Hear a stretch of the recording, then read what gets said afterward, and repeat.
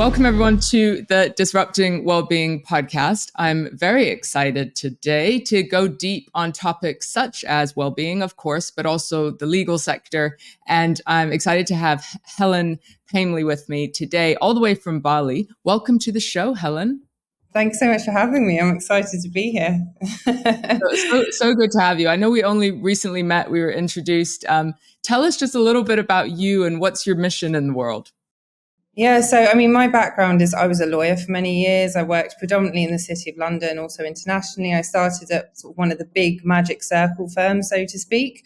That's kind of one of the big, pretty elite firms, I guess. And then I ended up moving to kind of a smaller city firm where I'm a partner.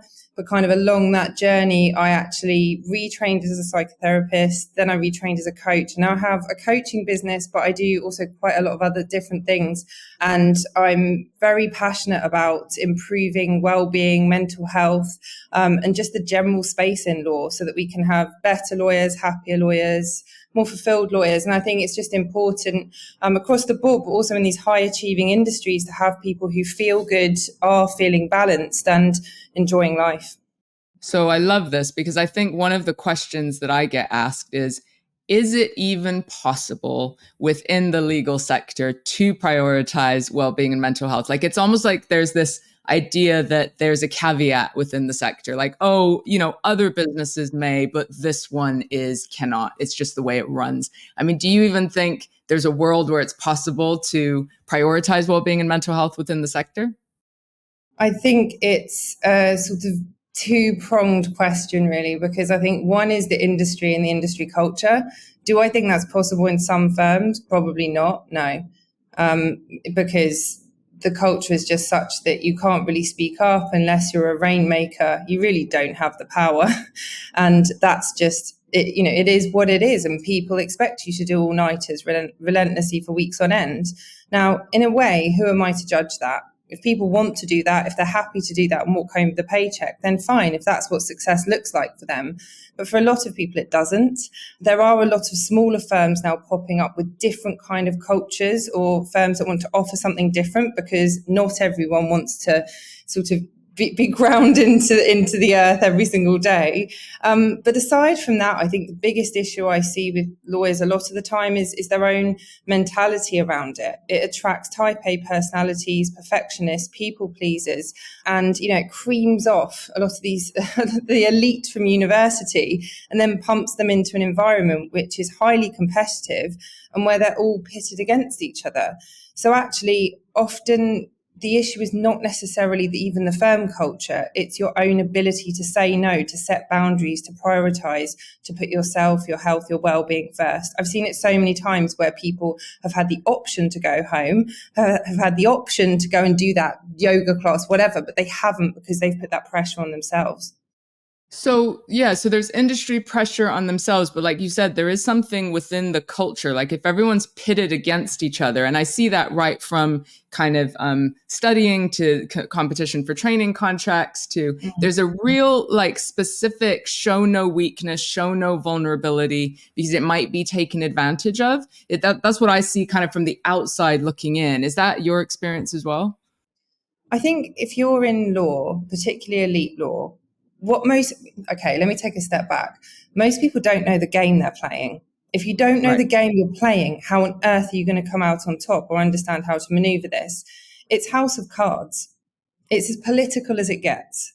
You need to be positioning yourself with the right people, aligned with the right people, have the backing of the right people. You need to be getting noticed in the right way. You need to be making sure that you're on, if you want to look after your well-being, probably not on certain matters, or you try to limit that. It's such a complex. It's like playing chess, but people don't realize this. And actually, if you don't realize the game you're playing, you're very likely to end up not actually doing what it takes to get more senior, particularly if you want to make partnership, not getting the best experience, not having control of your own career, and not having the best quality work. So it's a difficult one, because that's one of the big things I try and do through LinkedIn and through other media, is to actually educate lawyers on the game they're playing so that they can come out on top and do well. Because I think it's as much about doing well as it is about taking care of yourself. Beautiful, beautiful. So I'm curious about your story. Obviously, you figured out in a way how to play the game well, I would say, because you got your partner and different things, but you've also absolutely changed career and are helping from it from a different angle. Tell me just a little bit about your experience, what led to those decisions. Yeah, so I mean, I think early on in my career, I just realized that it wasn't quite for me. I think I'd gone into law thinking I was really going to help people. Maybe I was going to do, obviously, I knew I wasn't going to do human rights in a big city firm, but I think I just had this slightly rose tinted idea of what it was going to be like. You know, if I'd have actually gone into family law, maybe I'd still be there, for example.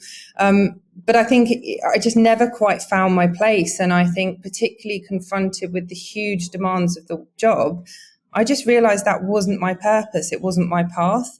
That didn't mean I couldn't be very good at it, but that's a different question, you know?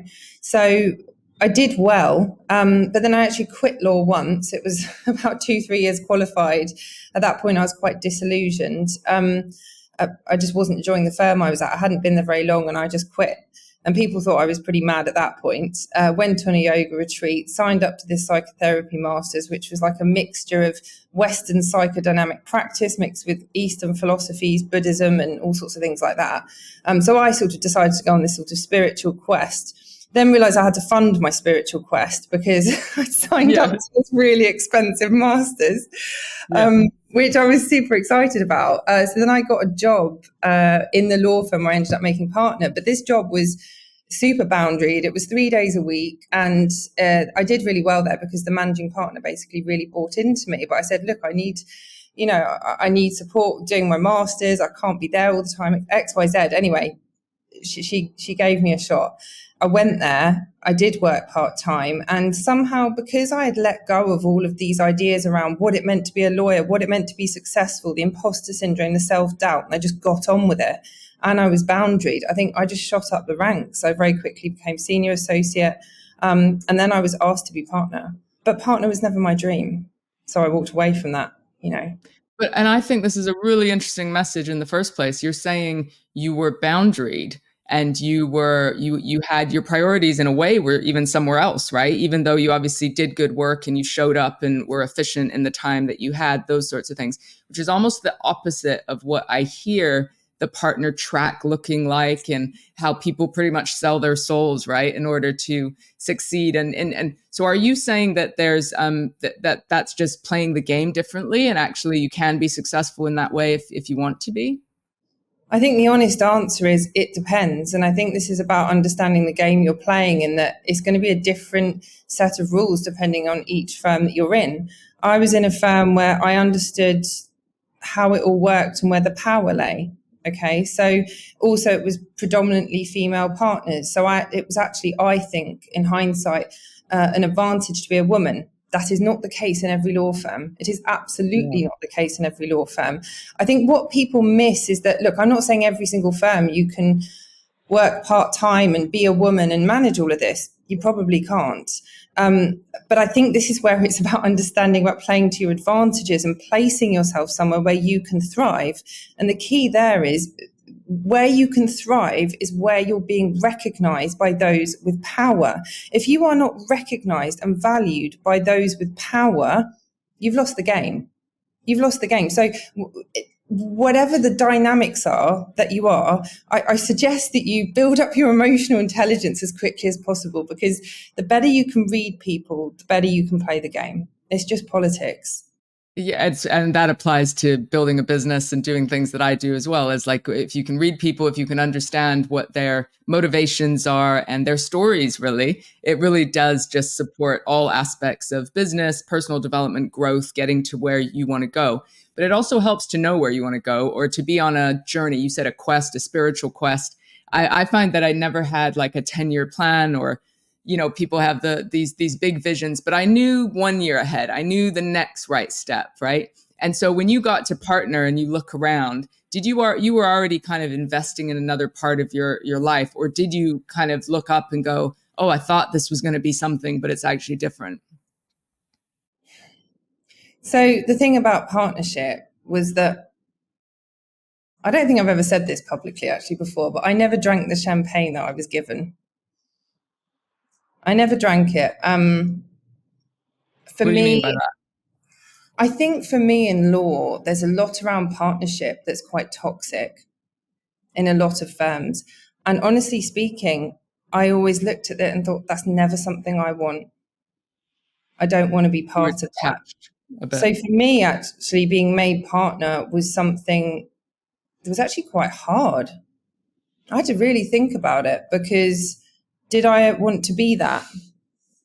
Did I want that for myself? And the reality is I didn't stick at it long. I was good at my job and I cared about my job. I don't want it to sound like I didn't. It just somehow, it wasn't my purpose, and my purpose called me so strongly, I took the job, but it wasn't like suddenly the world appeared so much brighter and everything was wonderful. I think people think it's going to be this sort of cliff edge moment where the world Yeah. changes. It's not. If it is the thing for you that you truly want, that is an amazing milestone. I mean, not my whole business, a lot of my business now is actually centered around helping people become partner, because I want good people to be in leadership. I'm happy for those people that is their journey. But I think this is the weird thing. If we're somehow disconnected from any kind of milestone, who cares what that milestone is? If I'm an Olympic swimmer and I've been I don't know, going down that route for the sake of it, or because that's been encouraged, actually, is me winning that gold medal actually worth a lot to me? And isn't it that you can, no matter what field you're in, we're in a world where our identities are connected to achievement, and you can always be on the next rung of the ladder, right? And just be like, oh, as soon as you get there. I remember when I did my master's, 20% of people were going on to their doctorate, and I suddenly felt like it wasn't enough. Whereas for me, I didn't go to school as a kid. Like getting a master's was epic, right? I was studying at night while working full time and raising two kids. I mean, it was absolutely out of this world. And yet I got to that point and was like, oh, do I need to do a PhD? Is this, isn't that crazy? And so and then I right sized myself and I said, no, I would just be doing that because other people thought that was the next right achievement. But actually, I want to go down this path. So I love that you mentioned emotional intelligence, because you're kind of saying, hey, you got to know yourself in order to know what to say yes to, and crucially, what to say no to. What are a couple tips that you've learned along the way to get that emotional intelligence? I honestly don't think you can put it down to a couple of tips. I think a lot of it is my background. I think naturally, probably I have. Naturally, I probably have a reasonably high level of emotional intelligence. That's probably some sort of gift that I've got. And I'm all about that, by the way. I think some people are like, oh, you're mentioning your strengths, you're mentioning your gifts. I think we have to 100% own our gifts and our talents. You have to own that. You can also identify where you're weaker, and then hopefully you surround yourself by people who are great at those things you're not so great at, But I That's think how it's I about roll. owning those things, So I think to a certain extent, emotional intelligence is just something that I've probably been good at or had in my life. But also I think it's a lot about my upbringing. I came from probably a sort of, I don't know, lower middle class background where, my parents, my mum was a teacher, for example, and, they were all big on education, etc. Although my secondary school was very questionable. That was a bit challenging. But we didn't have a lot of money. So that meant from about 13 years onwards, I always had a job, whether that was a paper round, whether that was washing dishes, whether that was waitressing, being a barista, working in shops, going abroad and finding jobs in shops or wherever, working in nightclubs, you name it, I have done it. I know how to talk to anyone, from the cleaner through to the CEO. And I also know how to get a lot of information out of people. And I don't mean that in any kind of nefarious way. I mean, I'm genuinely curious about people. I genuinely like people. I love learning about them. But I think if that's your natural personality, you end up, I don't even realize it. My friends say to me, they say, you know everyone, you know everything that's going on. I just talk to people and I have no agenda with it. But I think you then sort of impose that or superimpose that into a work setting, actually, I never consciously realized I'm reading all the power dynamics all the time. And how do I get in favor with this person, or how would I maneuver that to my advantage? But that was, I suppose, going on in my head all the time. Well, and there's a balance there because you've got a gift, as you say, but at the same time, that sounds like early stage practice, right? And for me, I mean, I grew up in commune, so while there were good bits and there were bad bits, I learned to observe people, so it could be seen as a gift, but equally it was practice. Like I got my 10,000 hours in long before other people even started, right? Not to mention, then psychotherapy allows you to work on yourself, but also listen to hundreds and hundreds of people. Coaching allows you to, and I kind of feel like it's just normal now to know the patterns that people show up with. And yet, when I interact, people are like, "You're the only person I've ever talked to about this." Right. And I'm thinking, really? Doesn't everyone talk about everything to everyone? No, apparently not. So I'm I seeing totally that kind feel of a you bit on of that. both. I totally feel you on that, because it's strange, isn't it? When that's kind of your reality, that actually you have very real, honest and sort of in-depth conversations with people, you forget or you don't even realize that that's not how most people operate. What a shame, though, right? Isn't this the richness of life? That's how I see it. I think so. I don't really know how to do superficial relationships. So, I mean, I No. can't imagine what that really feels like. I mean, obviously, we know some people as acquaintances, but yeah, I can't Do you imagine get it. do you get branded as intense? I think I give a lot of space to people when they're talking. Yeah. So I definitely don't go in there questioning people. I think I watch a lot. It's observing. You can learn so much just through listening, observing, and being curious, I think, about yourself as well as other people.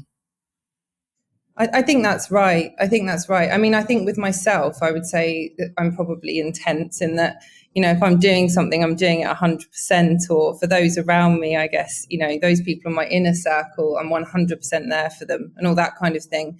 But the rest of the world, I probably just watch. Yeah. Beautiful, beautiful. So I want to move forward. I know that you at some point put some posts out on LinkedIn that got a whole lot of traction, and I think you realized how much people wanted to have this conversation within the sector. What are some of the messages that you put out there that have gotten people's attention? I mean, I think there's quite a lot now, because I suddenly realized about a year ago I did one post that went viral. It was for the first time, and it was the first time I ever used my own voice. And that was a game changer for me, because I was really nervous about writing it because it was quite controversial. It was, I think the title of it was, I actually just reposted it recently, but it was the number one reason you're not making law firm partner is what they don't want you to know. So it Oh, was okay. really, yeah, it's really about the fact that I think a lot of the firms, it's to their advantage that it's quite smoke and mirrors around partnership, and within the firms, everyone knows they're doing it. So it's not even a secret. I just said the thing that no one's saying, but essentially there's a huge associate churn rate. They'll make them do all the grunt work. These associates will work and work and work for years. Maybe they'll, in a way, maybe they won't, kind of have partnership dangled in front of them. Maybe the associates won't even ask about it. But then they get massively disappointed further down the road. So that's one angle. It's this kind of, it's kind of calling out, or I suppose just even naming. I don't think what I say is even that controversial a lot of the time. It's kind of just naming what's happening, but no one else is a lot of the time. So I talk about the politics and the sort of culture of law, and that gets quite a lot of attention.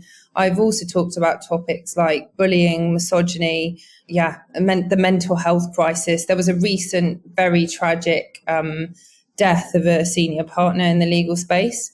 Yeah, And that completely that sent shockwaves through the industry. It's not the first time. I doubt it It will be really the it last really time. isn't, which is what's interesting to me. And like what do these shockwaves actually mean in many firms, right? Like I've had conversations, but I'm not sure that the ripple effect has actually gone to the people in power, like you say.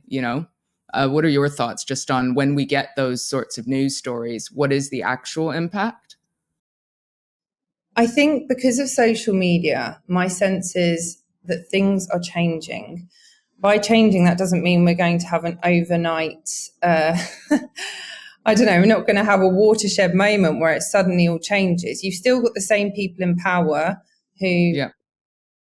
I don't want to say it, but they may or may not be in some circles referred to as the dinosaurs, but you've still got the same people in power who have been there for a very long time, who are earning a huge amount of money by being where they are. Law firm structures are very bizarre business structures anyway, because they're often not that forward thinking, because actually you've got the people in power who are probably retiring in the next few years. So what this means is they don't want to rock the boat or change anything that's going to affect them in the very short term. That's a whole subject in itself.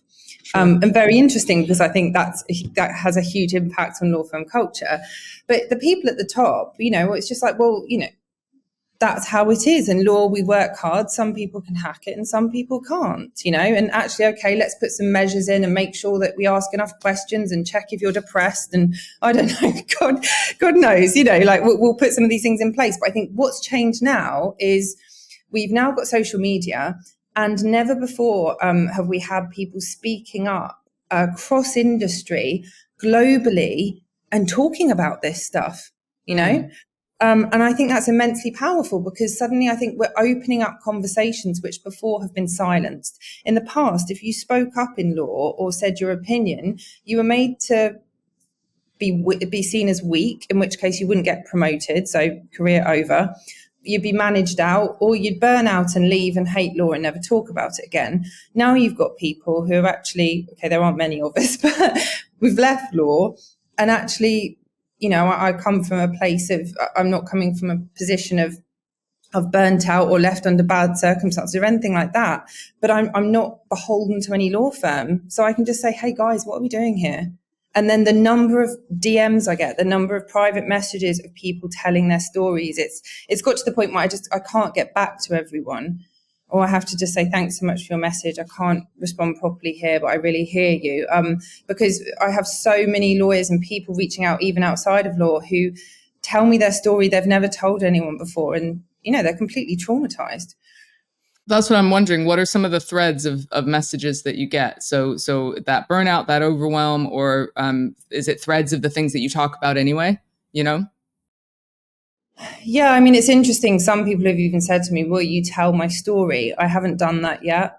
That's not something, I generally speak from experience. I'm not even sure how I would tackle that, to start telling other people's stories, but it's a thing because people want to be heard. I think it generally comes from people being beaten down by toxic culture over potentially a long period, but it's normally bullying. It's misogyny, it's bullying, it's being iced out, it's being fired. I don't know. I mean, people hurt people, right? So it's normally, a really toxic boss, a toxic firm culture, which will include a toxic boss and perhaps a toxic team as well.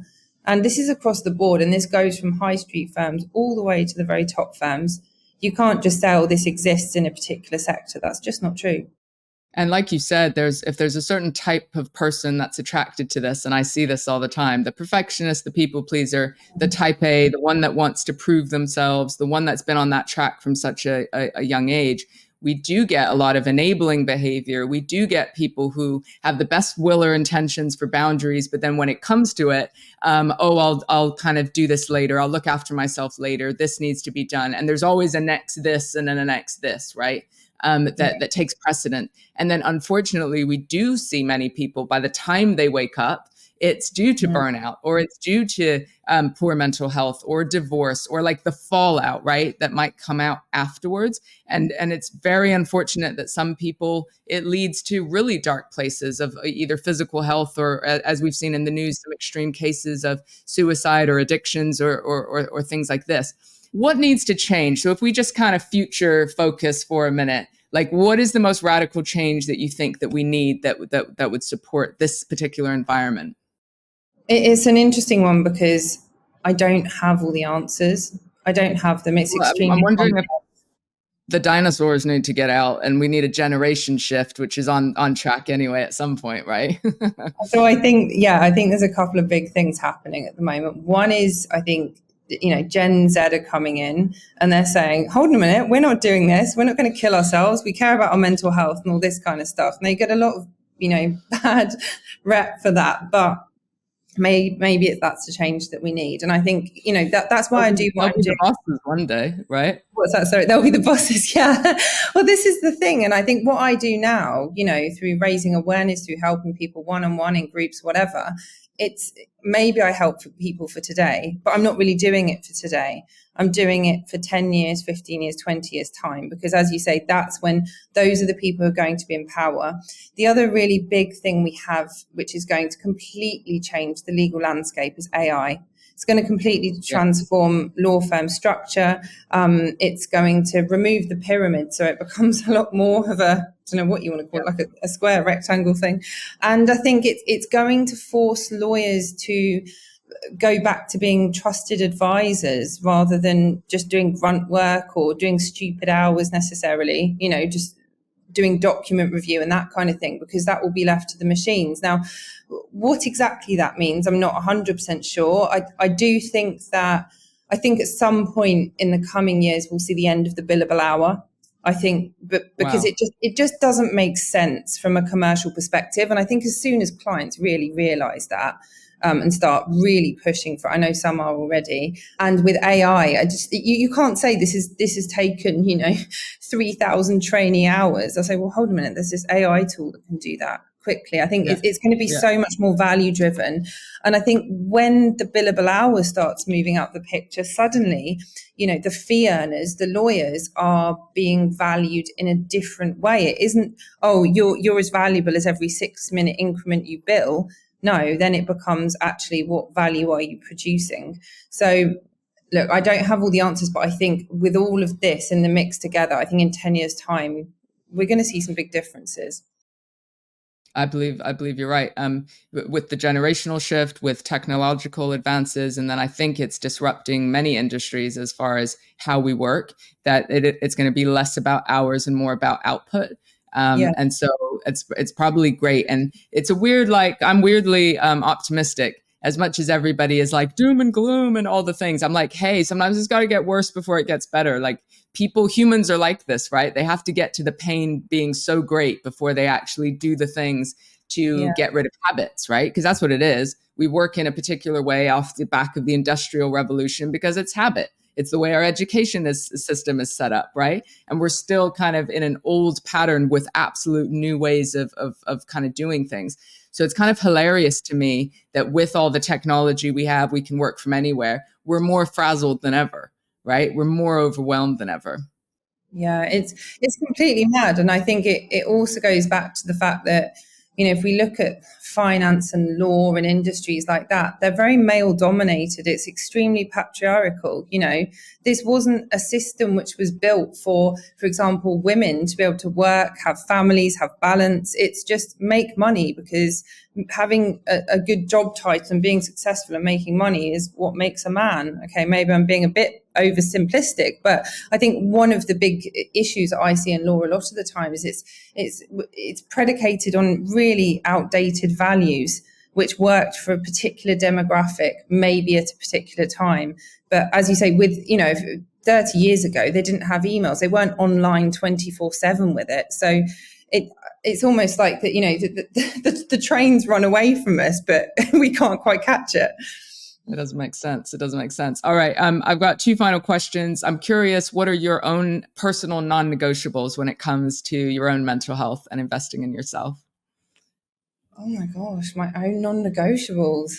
I mean, I say this knowing that you're dialing in from Bali and living your best life, coaching people remotely. So I think maybe you've cracked it. But, my non-negotiable is being honest, I guess. And that sounds like something simple. It's not like yoga or, the topical, well-being tools that people think about. But for me, if I'm not honest, it erode, like I'm an addict, right? So it will erode me slowly, and it can lead to dark places. And so non-negotiable, I'm going to be honest with people, even if it's difficult. You know what I mean? Yeah.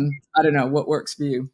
I really love that, because I think that kind of speaks to me on a soul level, really, And I think this is a really interesting point. I was having this conversation with someone a couple of days ago, because they were saying to me, okay, but, what if you just do a few bad things, but actually, you're living a good life and you've been wealthy and you've looked after your family. And I just said, well, I feel like, on some level, there's a trade-off, you do bad things, it comes back to you. And I think maybe similar to your honesty point, I think one thing for me would be integrity, is that it's not always easy to be the person who stands up there saying things that a lot of people don't want to hear, a lot of people aren't liking. to say, yeah, those difficult things. But actually, it's more important to me that I'm in line with myself and my integrity. If I can't hold my head up high, I don't care how much you want to pay me. I'm not interested. I'm just not Yeah. interested. And it's a difficult one now. It's interesting because I think you're right. I've probably consciously and subconsciously constructed a life that just works for me. Now, in terms of boundaries, I suppose it's that I am quite boundaried. Well, I am and I'm not. I work extremely hard. I am a workaholic, but I love what I do. I personally don't have a problem with that. That's an interesting one about hustle culture, I think, because, Yeah. we often think, oh, you should be working a 9 to 5. Well, I don't, and I don't care, and I don't want to. But I have boundaries in terms of, when I'll speak to people, when I'll do calls, making sure that I have time off at certain points. Like if I don't do that, I know that then I start to not feel good. And I think that's the thing, isn't it? We all have different limits. So you have to respect your own limits. Beautiful. Yeah, they say it's work-life harmony, whatever that looks like for you. So I'll be found, to going out for lunch with a friend, something in the day, but then I might be found at 5 a.m. doing emails at some point. You know what I mean? But for me, it balances out because it depends which day of the week it is, or if my kids are about, or and so that I think we've got to move away from this 9 to 5, which is why I don't actually fully agree with what some countries in Europe are doing, which is like the legal requirement to not do emails after hours. Like I get it from an intention perspective, but it does nothing for psychological safety, for knowing how to support each other as a team. I think it's just a tick box and not the depth of what it takes, I think it's interesting because you can't really, I don't know, legislate for psychological safety, can you? You can't. I mean, Everyone's it's trying. By God, they're trying. But I'm like, nothing replaces conversation, listening, and being curious and being vulnerable and open yourself, right? Yeah.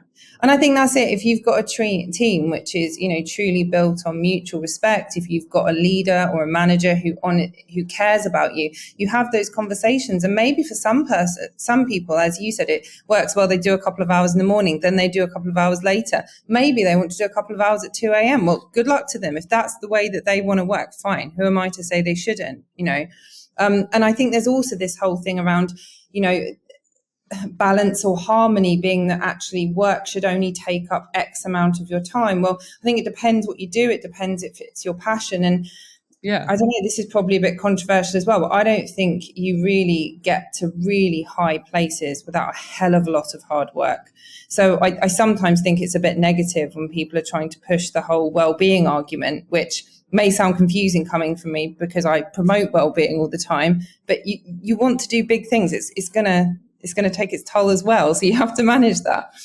I completely agree with you, which is why the whole premise of disrupting well-being is to think beyond the bubble baths and, the meditation and yoga, like all of that's great. And at different times in your life, you might use different things, right? But it doesn't take away from the fulfillment of reaching potential or connecting to your best self or giving back or whatever it might be. So just finally, let us know where people can find you. Who's your ideal client? Like if people are interested in working with you, where can they go? Yeah, so I mean, you can find me on LinkedIn for sure. Yes, I'm there a lot. everywhere. Yes. Yeah, I'm everywhere on LinkedIn every day. I've also got my website. I would generally say that I'm also on Instagram, but I generally say LinkedIn is the place because I'm growing, my brand's growing, everything I'm doing is growing so quickly. It's like the other bits almost can't keep up with it, but I think you find the latest on LinkedIn. I'm now doing this really cool podcast. I'm co-hosting it with my sort of friend and colleague, Holly Cope, and that's called the Water Cooler Exclusive. The idea behind it being that it's like those by the water cooler, behind the curtain chats that you have with your colleagues that no one's saying out loud. So that's tackling all these difficult topics in the legal space to do with culture, well-being, mental health, and loads of other stuff as well. And we make it pretty funny, so that's very entertaining. In terms of ideal client, I mean, I coach a lot of people to become partner. I coach a lot of partners themselves, law firm owners, and also associates. Really, if they want to be coached and want to know how to fly through the ranks in a way that's sustainable. So yeah. Beautiful. Helen, thank you so much for your time. I've enjoyed this. I've learned a lot and hope to see you when you're back from Bali. Great. Thanks so much. Thank you.